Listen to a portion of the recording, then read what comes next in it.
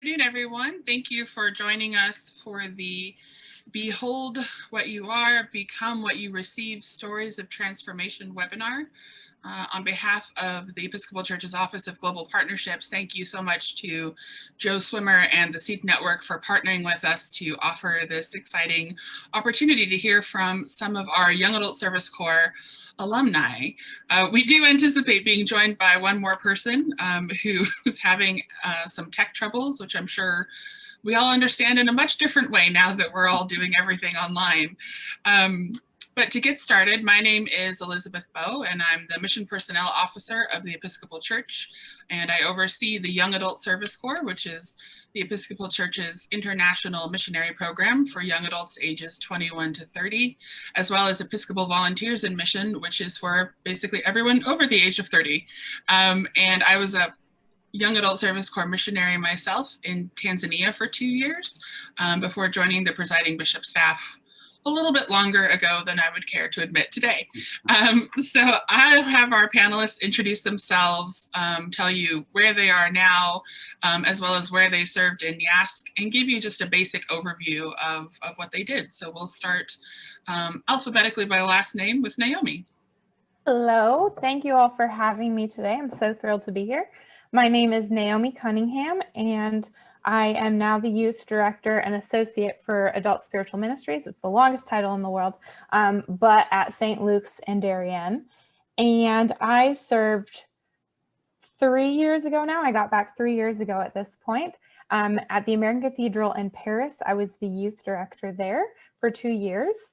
And a typical day was a lot of emails, as I'm sure you're all familiar with. And then a lot of evenings hanging out, going to movies, getting hamburgers, you know, the important things that we do. But my job was mostly just building relationships. Great, thanks. Maurice? Hey, well, happy Thursday, everybody. I'm Maurice Dyer. I serve a church, St. David's in Radnor, Pennsylvania. And I served for 2 years in South Africa. My first term was at the Holy Cross Monastery. So I lived with the brothers and they oversaw a school. So I worked at the school. The monastery was quite rural, and I'm a city guy. So I had to re-up, and then I wound up moving to Cape Town, where I worked for what was called the Institute for the Healing of Memories.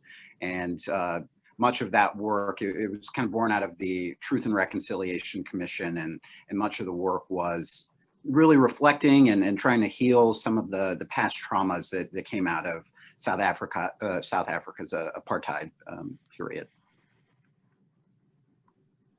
Great, thank you, Marie, and welcome Melanie Slane, who's joining us. So just introduce yourself and tell us a little bit about who you are, where you are now, and where you served in YASC. Thank you so much, Elizabeth. I'm Melanie Slane. I served in the Young Adult Service Corps from 2009 to 2010 in the Episcopal Diocese of Northern Philippines.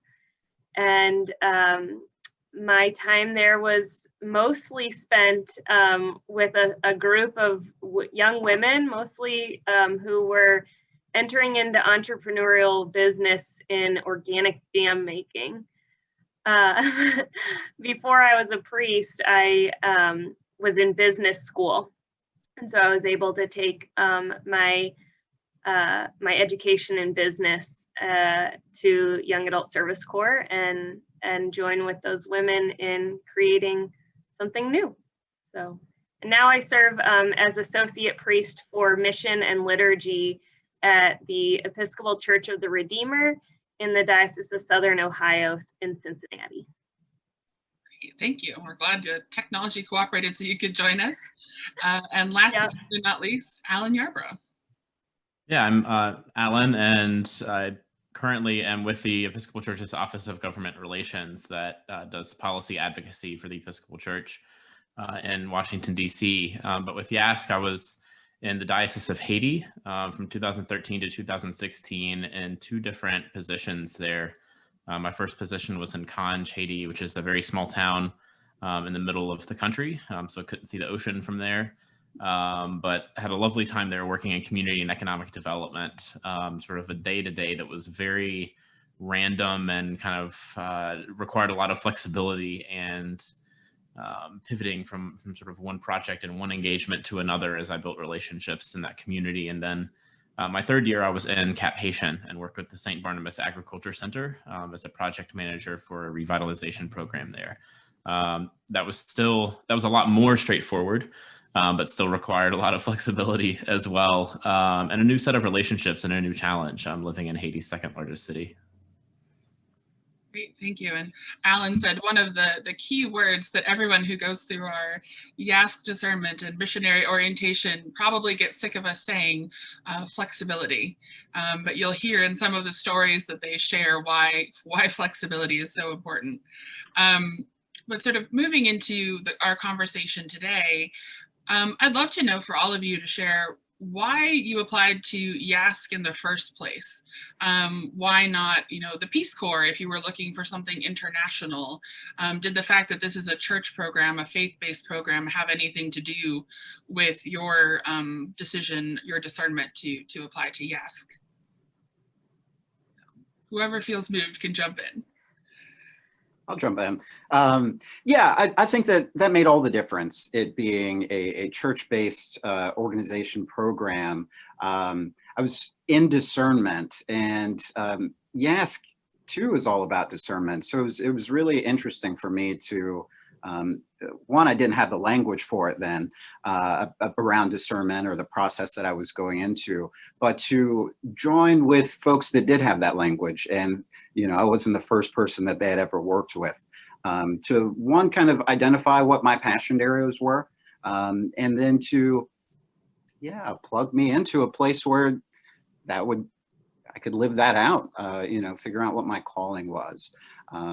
There's a different sense of purpose doing the work of the church that I felt compared to other opportunities that are out there. Yeah, Elizabeth, you mentioned the Peace Corps, and I was absolutely applying to the Peace Corps, in the course of doing the discernment process for YASC. And I think, my first motivation was just to find an opportunity to live and work outside of the United States. And the Peace Corps was sort of the most obvious opportunity to do that right out of undergrad. But, as I'm with you, Maurice, the concept of discernment and it seemed, oh, this is just for priests, but I'll do this discernment weekend and see what happens. And the discernment experience where the candidates for the Young Adult Service Corps come together and determine if it's the right program for them, if they're right for the program, was just that in and of itself was such an enriching experience. But I think through that I learned, I grew up in the Episcopal Church and certainly leaned into that experience in my time with YASC. But what I appreciated about it being a faith-based program and a program that's based in existing relationships within the Episcopal Church is that I knew that I was going into something that was already established. There were connections already there, and that was reassuring to me. There was a level of security, a level of certainty with that. But at the same time, and this certainly came true as the 3 years went on, there's a sense of responsibility to that too. So there's an added a challenge to it that I don't think the Peace Corps would have had, where, yes, you're representing the United States, you're an American, but that is the same, in my case, in the Young Adult Service Corps as well. And then I'm also there on behalf of the Episcopal Church, and they're helping to facilitate relationships that hopefully are still going on, even after I'm not there anymore. Great, thank you. So a lot of people, Naomi, did you want to add something? Oh, no, go ahead. Okay. So a lot of people don't realize that the Episcopal Church even has missionaries. I think the term sort of conjures up images of sort of antiquated things and people going out and I know the Episcopal Church, I think, used to actually, you packed your belongings in a coffin because you didn't expect to come home. And we don't do that anymore. Anybody who's watching, they have a round trip ticket. We fully expect them to come back. But our understanding of missionaries and what missionaries actually do and who can be a missionary has changed dramatically over the years, thanks to a lot of really good work by a number of people, these four on our panel included. And I wonder for each of you, when I say the word missionary, does it mean the same thing to you now as it did back at the YASC discernment retreat when you first were really contemplating, I'm going to be a missionary of the Episcopal Church? That's a great question, Elizabeth. I feel like I served in YASC about a decade ago, so I've had some time to really think about that term, and it's actually a term that I've held very near and dear to me in my life since YASC. Before I was in the Young Adult Service Corps, I would have never liked to be called a missionary. That's something that left a bad taste in my mouth. And like you said, conjured up images of a proselytizing force that was very uncomfortable to me and very foreign to my faith as a cradle Episcopalian. For a while, I went through a phase of I'm a missionary, but not that kind of missionary, or I'm a Christian, but not that kind of Christian, and certainly have matured into my faith such that I can claim being a missionary and know that means something for me that doesn't need to have this but not this, that it can be fully part of who I am, and that I can be honored by that experience rather than ashamed of it. Because for me, being a missionary was about opening myself up to new possibilities, new relationships where God was at work, and never assuming that I had the answers, but that I was willing to share in community what I knew with people who could teach me so much more. Beautiful, thanks. Maurice, what about you? Yeah, I would like to echo a lot of what Melanie said. There was something that I realized even in the discernment weekend was that being a missionary is just like any other part of the church, is that we're entering into this living history. And so, of course, we're not the same kind of folks that we're looking at 200-300 years ago. And so I think that's what the exciting piece of it is that, I'm a missionary, but I'm myself. And so how does myself become a missionary and represent the church and do the work that God is giving us to do? And so that was an early drive, to do this. I love the term missionary. Yeah. And, we've got to stand behind it. You're a missionary and an evangelist and, a baptized person. That it's beautiful, actually. It's not something we need to be ashamed of. Truly. What about you, Alan? I'm thinking of, the context I was familiar with before YASC. I went to Clemson in South Carolina, and it's a public university, but it's pretty conservative Christian. And even, there were some church groups there that would do international, mission work and use the term missionary, but they would even evangelize and be, on the street and the sidewalks on campus in a way that I would find fairly confrontational and not necessarily relationship oriented. It was like, you're out to make me something different than I am now. That I brought that approach into this program, and that gave me some apprehension. What is this going to be like? Is the perspective of the Episcopal Church going to be the same or in line with it? But I think I came away from the discernment weekend, from the 3 years being in YASC, and since then, there's a maturity to, I think, the approach of the Young Adult Service Corps and Episcopal Volunteers in Mission, both, to recognize both the joys of church history and mission work, but also the fraught history of it, and the fraught reality now. So being honest and upfront and clear about different power imbalances. And ultimately, though, weighing all of this in the midst of the ultimate goal of building relationship, of being in communion with one another and seeing each other as children of God, no matter what work we're doing, whether it's making jams or, helping the economy, whatever it might be, such various varying activities and work that we did, it was all about that relationship building. And I think that's what's core to me now to the word missionary. That's great. Naomi, what about you? During our discernment weekend, one thing that really stuck out to me was the quote by Archbishop Desmond Tutu was shared with us. And that quote is, "We are all missionaries or we are nothing." And I think about that all the time. I never would have, like most people on this call have said, I wouldn't have ever used the word missionary to apply to myself before doing YASC. But after that discernment, I realized that's what we're called to do. That's our baptismal covenant, is to be missionaries. And yes, the word is fraught, but how can we reclaim that word and use it today in a way that's meaningful and also shares the love of God in our lives? Amen. You all could just teach a seminary class about this, right? And a lot of you have talked, certainly in the answer to that question, and I know when we've talked separately too, about the importance of the relationships that you all built. And certainly our understanding of missionary service in the 21st century is that you're going to build relationships with people and to walk alongside and to be with instead of do for, or tell other people that you know more about their context because you've read a couple of books. We've definitely made a lot of progress. And relationships, I think, as Alan alluded to, part of the comfort of the YASC program is you knew that there were relationships that were already in place.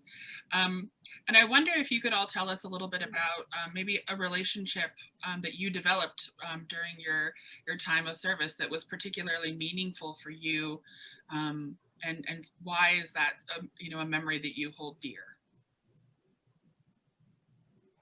So for me, my whole work was a relationship. I know it was for everyone, but being a youth minister, that's really what I did, was I built relationships. And it was my ethos then, and it's really my ethos now. And that is, how do I be a person in these young people's lives that really is just there to love and support them and share with them in their lives? And that has continued on now. I mean, I think maybe a month or so ago, I was texting with one of the kids back in Paris, and they were struggling. A boyfriend had broken up with them. And so we were just sitting there and texting back and forth, and that relationship has continued. But I also think, like Alan said, part of what drew me to YASC in particular was the relationships I built with the other missionaries I went out with, relationships that I still have today, and then relationships with the people on this call. None of us served at the same time, and yet I love them and I respect them, and those relationships have meant the world to me and continue to mean the world to me. That's awesome. We love you too, Naomi. I had the privilege and challenge of being the first young adult Service Corps missionary to go to the Philippines.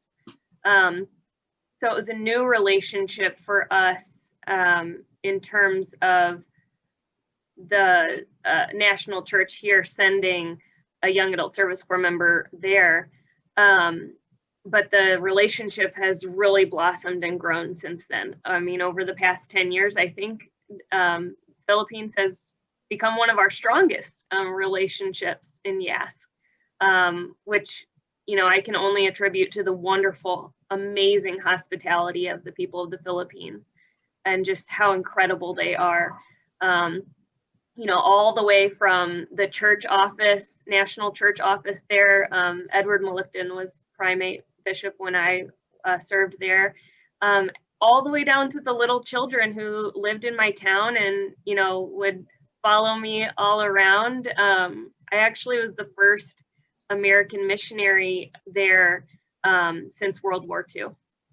And so it was quite a learning curve for myself and everyone else that I had come to live in their community. So many amazing friendships and relationships built from that place. I actually was just talking to somebody yesterday, Marcy and Lowell from there, and just incredible people. For me, it was just about opening myself up. And I didn't have anyone or anything to cling to. I became very close with God and with the people there. So it's a beautiful example of the living history that Maurice was talking about, to recognize that you were the first American missionary since World War II to be in that place. And having visited the Philippines last year, they still talk about Melanie, but all of the YASCers that have come, but they still talk about Melanie, especially up in the mountain province. Maurice, you were going to say something. Yeah, absolutely. I think something you mentioned about kind of philosophy of how we interact with our hosts and our partners. Said and I had to get over this myself. It's like, okay, I'm eager, I'm excited, I'm ready to get to work, I'm ready to do something. I don't care what you need, I'm just ready to do something. But then, kind of as I settled into myself there, the space was created. I found some of the, to this day, the most wonderful mentors that I've ever had, that have taught me more about the church or community organizing or building community. And that wouldn't have been possible if I wasn't listening and paying attention. And, I think that something like Alan was talking about a power differential, or at least a perceived power differential. When we walk into that, that's kind of our context. But I think that, we start to see that that's not the case always, that, it's so much more either reversed or equal. And I think that the closer we get to that, the more of an opportunity we all have to learn. While I was working at the Institute for the Healing of Memories, Michael Lapsley, who's just this amazing guy, he said, you think you're a missionary now, but you're really only a missionary when you go back home and you tell people about these experiences and the way that God was at work in your life and what you got to see.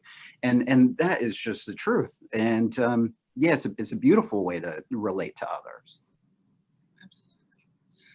Yeah, my boss, David Copley, who you all know, likes to talk about the mutual evangelization that happens when you are truly in relationship with each other and open and listening. And I wonder for each of you, was there some kind of aha moment in the midst of your time in YASC where you realized that you were becoming more of who God was truly calling you to be? And if not during the service, maybe did it come after you got home and you had some time to process? Because it's as we all know, it's a really intense experience. But did you have any of those aha moments either in your placement or at home? And what were they? Several. Alan, you should share though. I mean, I can think of a couple specific instances in my time there, but many more so since then. One specific moment that I really felt like true epiphany. I was just doing the simple act. I was washing my clothes. And, growing up a middle-class girl from the suburbs and, never having washed clothes by hand, let alone growing my own food and all of that. I remember this really intense feeling of it took a lot of time to wash my clothes by hand and then wring them out and hang them up on the roof where we lived. And I just remember having this overwhelming feeling of maybe I'm supposed to slow down. Maybe I don't have to accomplish every single thing on my list at this given moment. For me, that whole year was a huge breath of fresh air, of pace of life, of appreciating what I had and really understanding what hard work was about.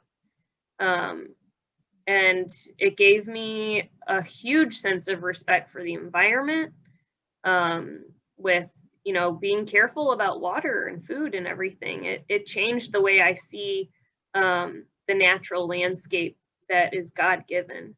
So You were going to say something, Alan, though. No, I gave myself away unmuting myself. Yeah, you can't do that. No, I wasn't sure initially how to answer this question. But I think I'm thinking about my work now, and I've helped lead the civil discourse material from our office, and in the context of like U.S. political disagreement. But if I trace some of that back, it really is to particular experiences in my first placement in Haiti. Conj is a small town, but it gets a lot of visitor traffic from the U.S. And even not just the U.S. but other countries as well. It's where Partners in Health was started. So there's a hospital there, sort of a thriving Episcopal community in particular. A lot of people from Upper South Carolina. That was a primary Episcopal relationship, the Diocese of Upper South Carolina.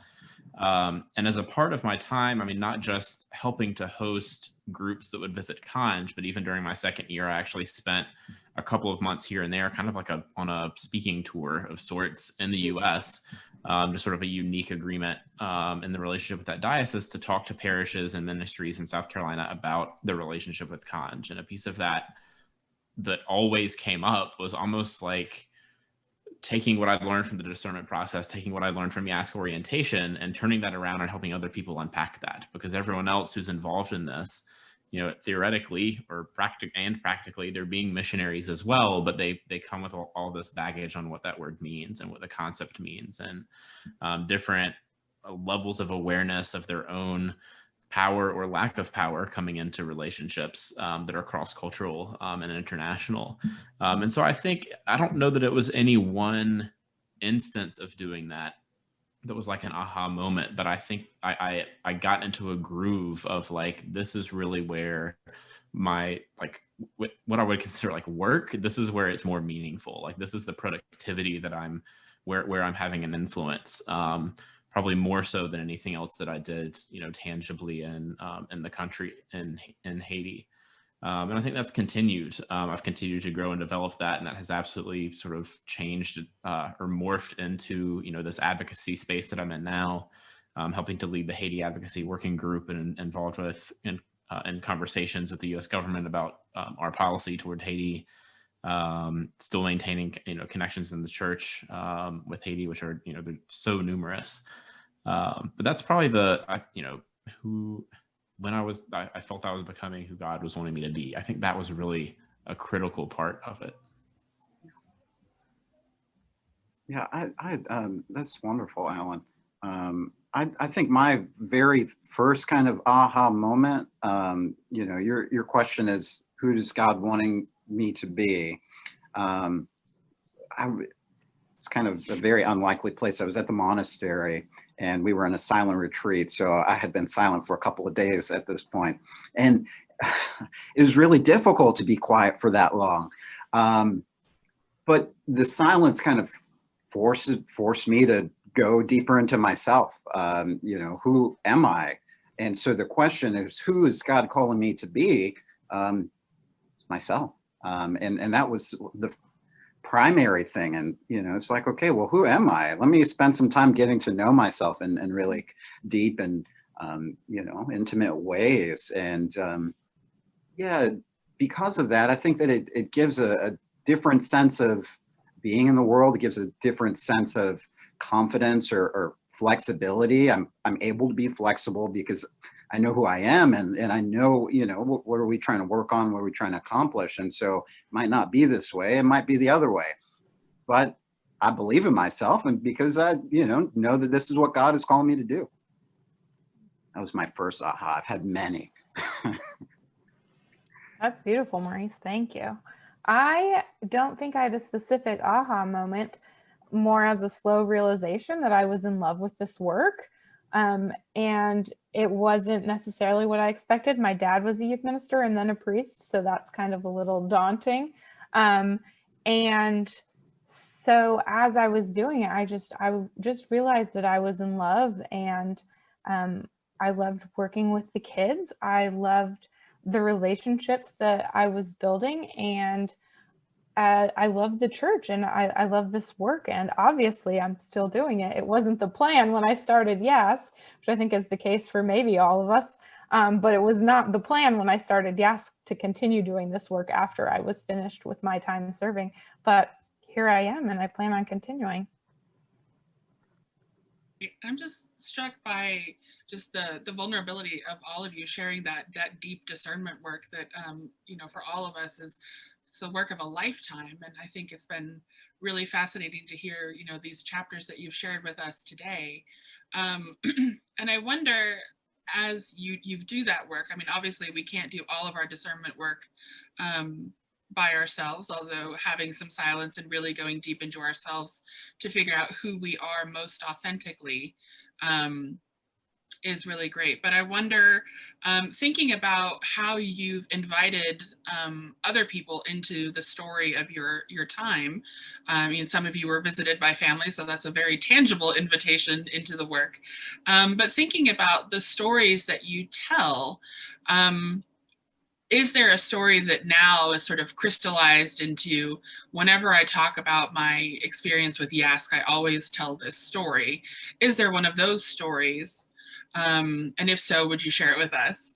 But also, I would be interested to know if you've thought about this.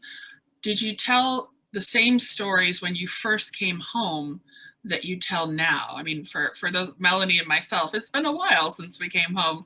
And I know I certainly don't tell the same stories. But have you noticed that change as you've continued to process? And then what's sort of a story that you think, this is what I would absolutely want everybody watching this webinar to know about my experience?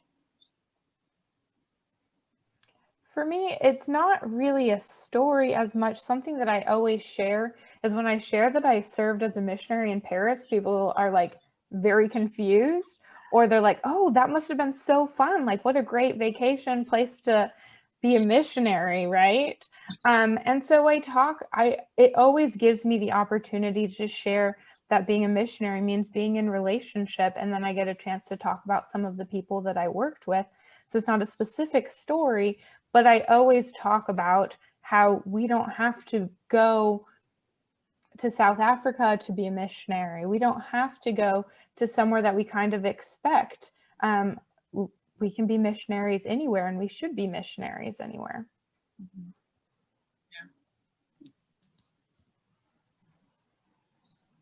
So much, Naomi. I think that's spot on. You know, I love that you quoted Bishop Tutu, like, we are always missionaries. I found that in my current context for sure. I think for me, like, the stories I told when I first came home, in retrospect, I think that they were probably more stories that people wanted to hear. And maybe not necessarily the stories that needed to be told. That's a tough question, Elizabeth.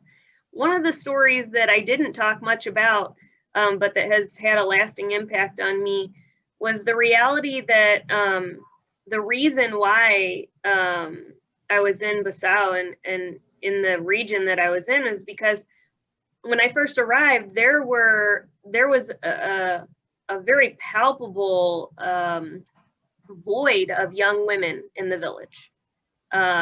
There were teenage girls, and there were older women who were like grandmothers, or I mean, in their cultural context, ages 40 and over. But between the ages of about 16, 17, and 35, 40, there were almost no women that age there. And the reason why I came to find out was that most of those young women had gone off into the cities and abroad to find work that they could send home to their families, to help care for the elderly, and to send their children to school, to create a better life for them. The really harsh reality that I realized after being there for some time was that many of those women were very much exploited, and some abused in places where their community was not there to protect them. And I actually went and visited another young adult service corps missionary. This was my only trip away from Bissau in my time there, to visit a YASCer who lived in Hong Kong. And she worked at a domestic violence shelter there for mostly women who had come to be domestic helpers in homes in Hong Kong. And most of them were Filipino or Indonesian. And I met several women there at that home who were from the same areas that I was working in. And it gave me even more of a passion to help create an economic reality of livelihood for those women in their home province, so that they could stay as a part of the family unit, that they could be with their children and raise their children and work. And I mean, seeing that reality firsthand, and seeing just kind of how it all happens, it has really lit a fire in me to look for those places of exploitation and injustice in the world today, all around me. It doesn't only happen in the Philippines, it's all over the place. So yeah, that wasn't a story I would have ever told when I first came home. But it's a story that needs to be told. And so, yeah, I'm glad to share it with you guys. Thank you. I think we could probably all resonate with that, your statement of, you know, you told the stories that people expected when you came back. Yeah. And then. And while I was there, we kept a blog, right? I go back and look at that from time to time. And I'm just like, why did I choose to focus on that? Nobody wants to read a story about pooping in a hole for a year, I guess. You sure? I guess not. Maybe they do.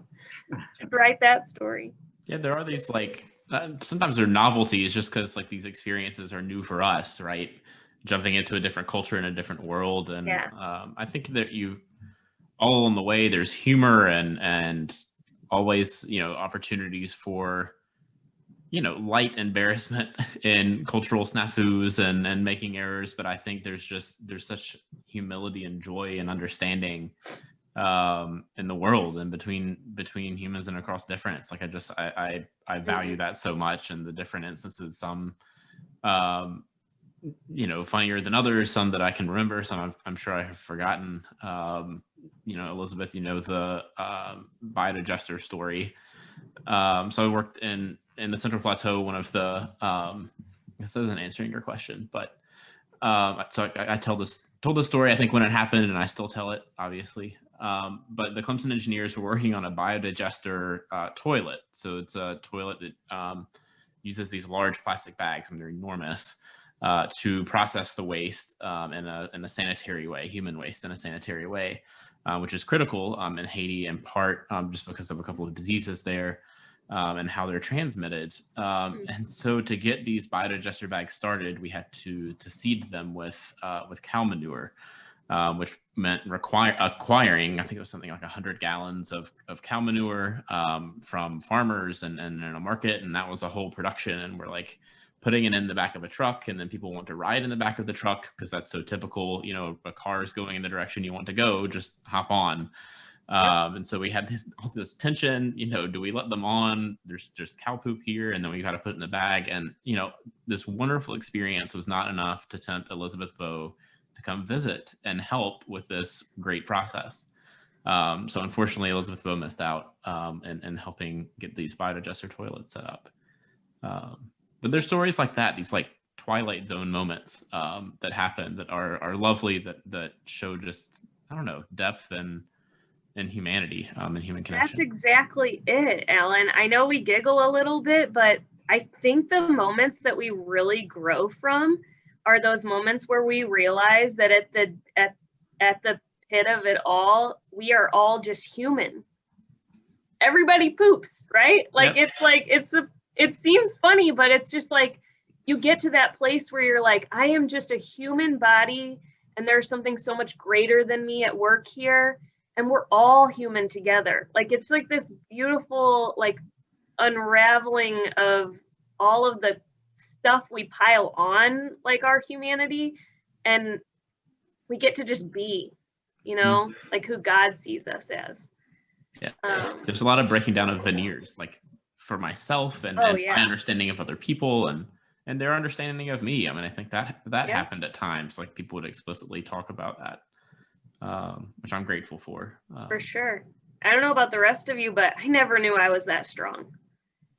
Like, I would have never thought of myself as like that strong of a person, but I went through some stuff that showed me like great strength, like spiritual strength and physical strength that I didn't think I could. Yeah. Yeah. I wouldn't have never had my children at home later in life if I hadn't watched women give birth there and seen the beauty of it all, you know? Yeah, it broke away, like you said, Alan, a lot of the veneers. Like, yeah.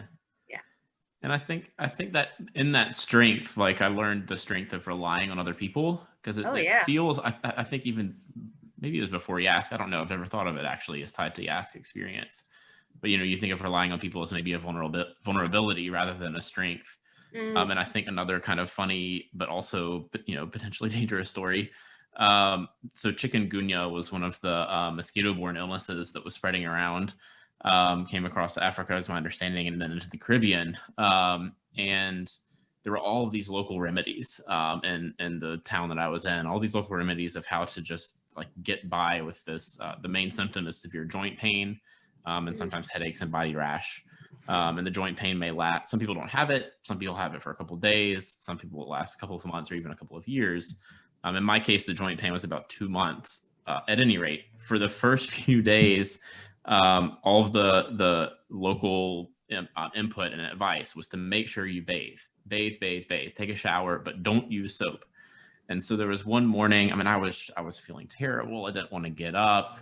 I was in my like room, and it was a little housing complex, and there's this knock on the door far earlier than I wanted there to be. And I'm like, I think I'm in my underwear, I guess. I don't think I had time to put any clothes on, or I don't think I thought to put any clothes on. And I like cracked the door open, and it's like this woman who like runs the kitchen in this compound, and she says, "Have you bathed yet?" And I said no, and she like grabs me and pulls me out, and she's like, "You need to go bathe now. It'll help you feel better." And it was just this like, you know, silly kind of awkward moment, but she was looking out for me. She was like, "You weren't at breakfast," and I was worried, and I came to see that you took a shower because it's going to help you. And I did, and I did not use soap because it made it worse. Maurice, I wonder, I mean, you did such fascinating work. I mean, obviously your first year working at the Holy Cross School, being a much needed, really positive male role model for children. And then your second year really being invited into the underbelly of the reality of what it means to deal with apartheid and the legacy that system has left and, you know, continues to plague modern South Africa. I wonder, what are some stories that that you've told or that you've come to process that stick with you? Yeah, thank you. Well, I'll just open up and say my relationship, just like we're all saying, our relationships, our stories change over time. It's not just, well, this is what I did. But after some time, I've thought about it, I've processed it, and I internalize it. So I'm able just to grab the lesson from it and say, well, hey, this is what I learned while I was there. Like, yeah, here's all the, you know, the humanity of it, but I'll just give you the spark notes, and here it is. I'll say my time in the monastery it was wonderful. So much of it was spent praying and in silence. Truly a beautiful time. But through that, I was able to, you know, just take in what that community was like. You know, silence is not the best platform to speak out of, or maybe it is. But after reflecting there and then moving to Cape Town, they were very different approaches to being. So I went from praying and worshiping communally to being a part of teams that were trying to change their country and had a long-standing history of doing it. I just remember being, just the happy-go-lucky guy tagging along with, all the serious people who were really, down for the cause, and just really learning from them. I just have this, not necessarily a story, but I just have this image of myself carrying like, flip chart paper under one hand and like a box of pencils in the other, and just, being able to watch and listen to how people really can get to the heart of a community, get to a heart of, what really plagues a society. And then to be able to figure out, okay, well, what's necessary to get people to open up to unlock this, this trauma, this pain, and then to be able to facilitate people to maneuver through it. The Healing of Memories workshops that I got to see and participate, and then got to facilitate after a while, was a wonderful kind of a liturgy of sorts of just getting people to tell their stories and their pain and trauma through drawing a roadmap of their lives using crayons, or crayon. It just to, begin to have an entry point into, my life is so long. Where do I begin to start to tell my own story? And so, it's really a powerful kind of, just to be able to draw it with a utensil, say, well, yeah, this thing happened to me when I was 8, and I could see how that then connects when I'm 25, and, and be able to scaffold our lives and unpack our lives in that way. And this is not a specific story, but yeah, I think I tell less specific stories and more just lessons about my time there. Oh, that's great. That makes a lot of sense. And you'll be happy to know that we actually include a spiritual autobiography timeline as part of our discernment now. So we'll have to grab some extra crayons for next time. Yeah, it's good. Like the Maurice Dyer Crayola crayons. So last week I watched a webinar, and Dean Kelly Brown Douglas was one of the participants, and one of the things that she said was talking about the Anglican Communion, that Anglican is not synonymous with Anglo. And I think that that's something that, really there are a number of us that need to keep doing some work around that. And some of that work is currently happening, within the Episcopal Church and in other places. But I wonder, for all of you, what has it meant for your own formation as a Christian to have spent time living and working and praying with non-Anglo church communities? Yeah, I'll go. Yeah, I think that is a true statement. We've got Alan here who spent time in the largest diocese in the Episcopal Church. I think that just statistic numbers wise, the church looks very different, but that's but a reflection of what it looks like inside this country, to say that, is that we don't worship all the same way. We don't believe all the same thing. And so my experience is that being able to be a part of a different community so far outside of my kind of realm of just what was normal, helped me to grow and challenge me. But then at the same time, I was able to look back and say, oh, okay, well, that's how we do it at home, and begin to wrestle with it that way. I think that, we're in the middle of a pandemic, and one of the things I've noticed about, people going through the woes of the pandemic is, at the core of it, we're all searching for a sense of purpose. And that really is being challenged, being in these Brady boxes and doing this kind of work. And so I think to the experience of leaving my circle of friends in my life to become part of a different community offers a different sense of purpose. And like Melanie was saying about that sense of strength, doing things that, you know, we didn't really think we had the ability to do until we were forced to do it. You know, that lesson really has stuck through. We are resilient people, and I learned that about myself. And yeah, I could keep going on. I know one of the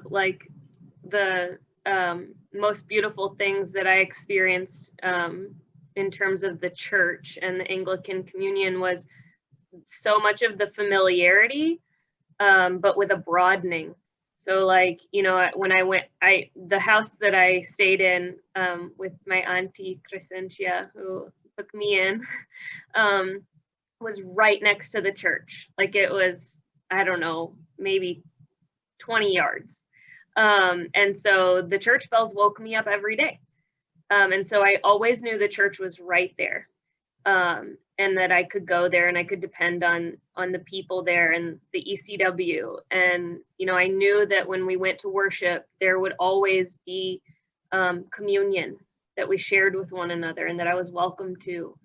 And that there would always be gospel read and a sermon preached, and the flow of the liturgy, like the familiarity of that, was very comforting to me, even though it was in a different language. And I learned how to speak, you know, that language because I wanted to understand the depth of the Word of God in so many different languages. I think it's so beautiful that we can do that as a tradition, as an Anglican Communion, that we can have these staples of our life and worship together that just expand our understanding of God.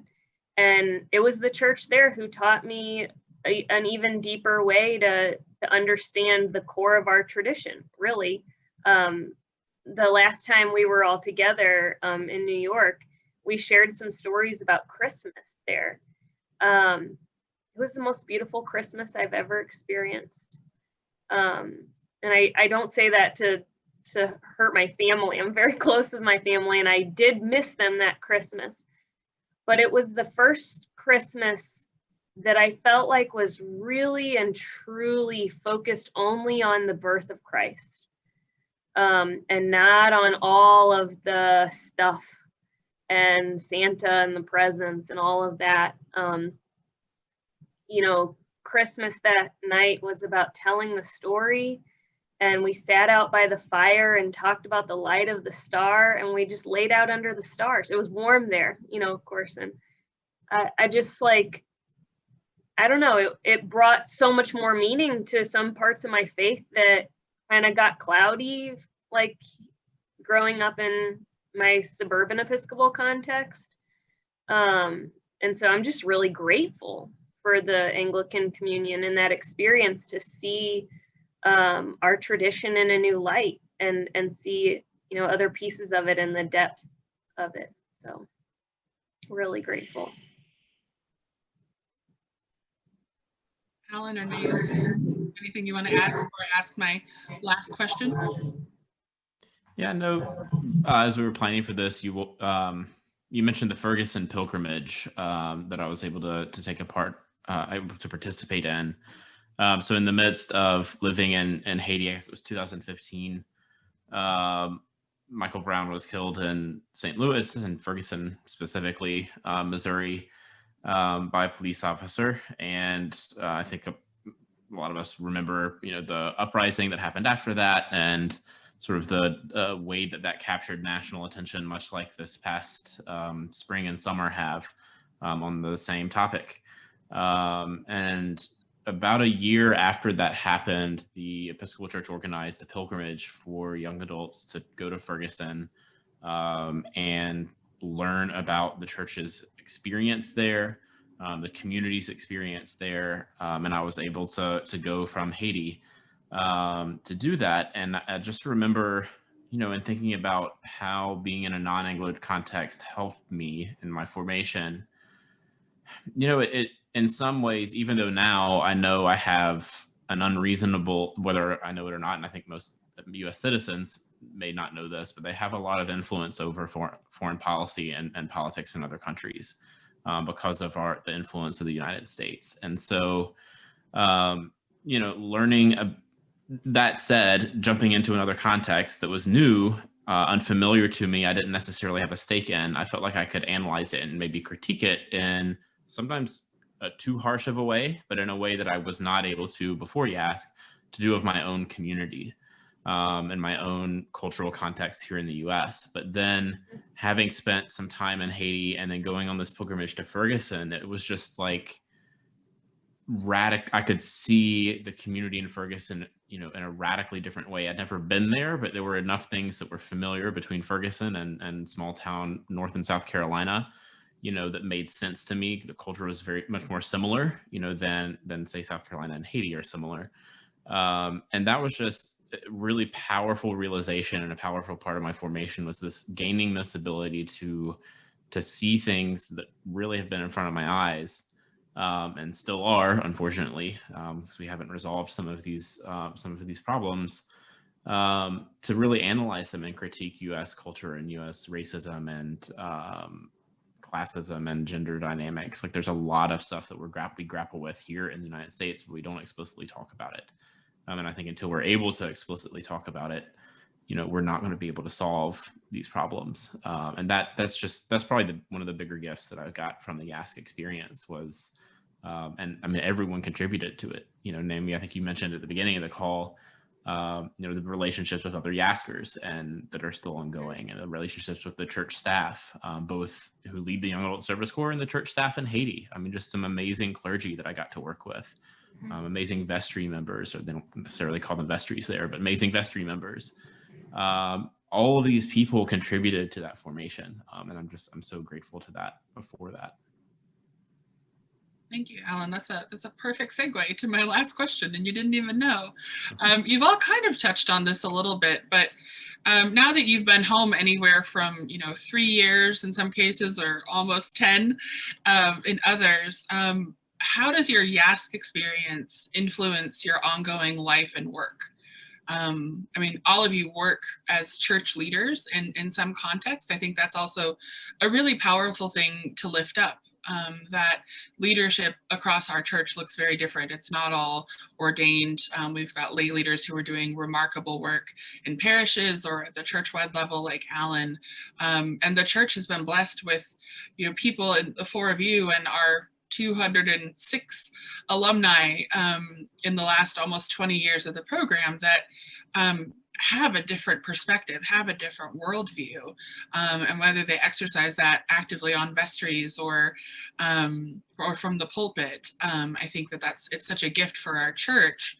And I wonder if you all could articulate in a few sentences, like, how has what you've experienced through YASC continued to influence you in the choices you make within the church and beyond?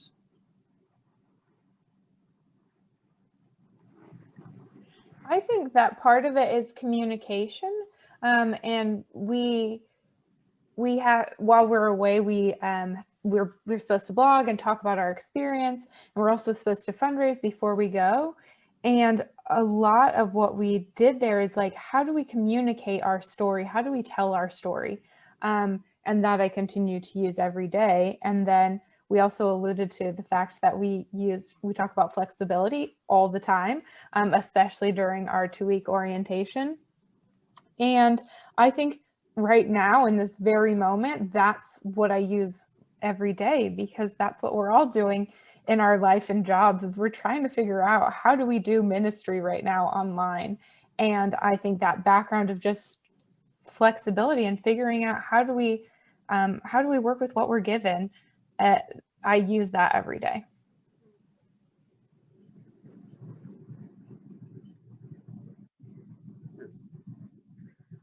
Oh, so much. I think the thing, when I first came back from the Philippines, I found myself often feeling very frustrated by friends and family and other church members who just really didn't seem to get it.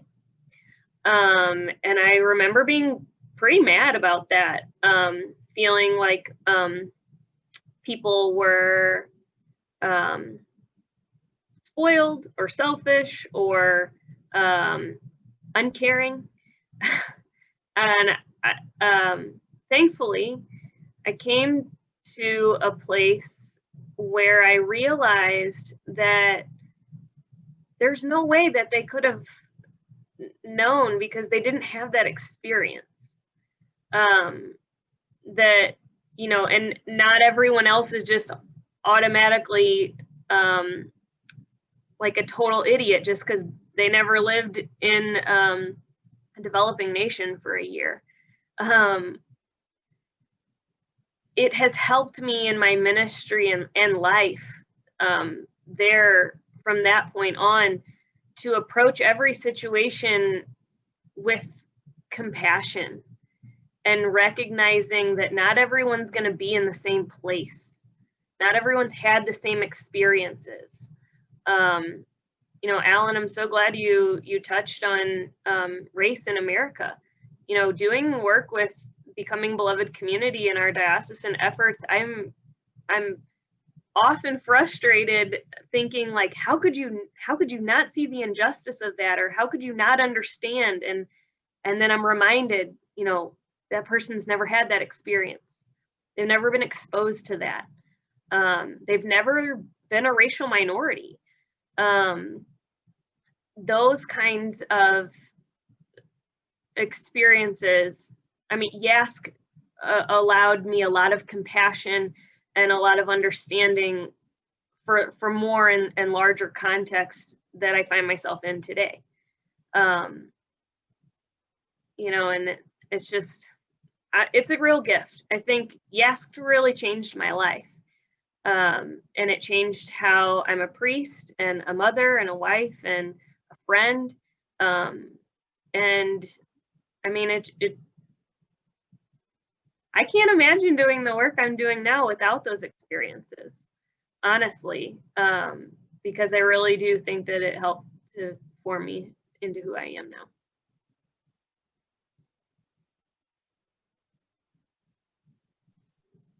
Yeah, I think on one level, I just learned a ton about the church. I remember going to the church center and getting the tour and meeting the folks that are behind the scenes that, you know, make the giant machine run.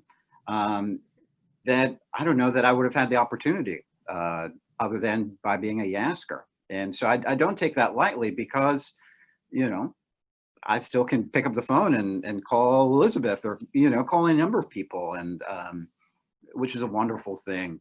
I think that so much of, and I've mentioned it a couple of times, what I've learned from YASC and how it's impacted me is just the sense of, you know, I joined at as most of us do, at a really interesting time in our lives. You know, we're younger, we're bright-eyed, bushy-tailed, just trying to make sense of the world. And, you know, and so much of our world at the time is external. This is what you ought to do. This is who you ought to be. And YASC really was an experience that that changed me to ask the question, well, who does God want me to be? And who am I really? And how are those things in conversation? And so, you know, those are, you know, important discernment questions that I find myself constantly asking, you know, to this day. What does God want for me out of this situation? Who is God asking me to be? You know, I've taken some of the church groups, my parish, on these kind of international experiences. And I think just to be able to nuance the conversation, that it's not so surface. It's not, hey, we're here for 10 days. Wow, you know, things are really bad here. I've got it really good. So my lesson out of this is that my life is great. Like, maybe there might be a little something more to learn out of this experience. And, but I'm only able to ask these kinds of questions because I've lived it myself.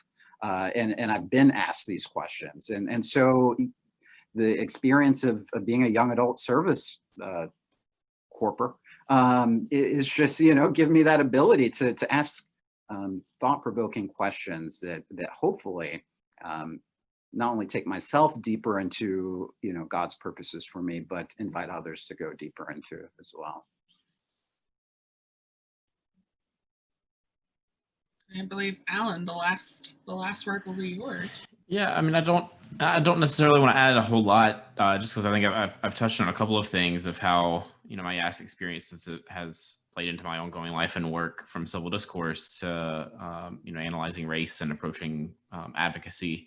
But the thing that kind of maybe sticks through all of that and is really central to this is just the recognition that, like, my personal experience moving through the world is not the only experience. It's not everyone's experience. And so the opportunity to go somewhere so different and YASC, and even in places that may, Paris isn't that different from the United States, but that actually can be and really is, that is a great reminder now, interacting with other people in the United States, now that I'm back in, based here, to never just assume that the other person I'm interacting with has an experience that looks like mine and is very similar to mine. And that's, I think for a while that was stressful, because then it's like, ooh, how do I, make sure I navigate this correctly? But, and I think people maybe sarcastically look at political correctness in that way. But really, to me, the YASC experience was just like, no, it's actually, there's that diversity is there, and we're going to learn about each other if we're willing to do so. And can have fun along the way. It's great. I'm glad you said there was fun.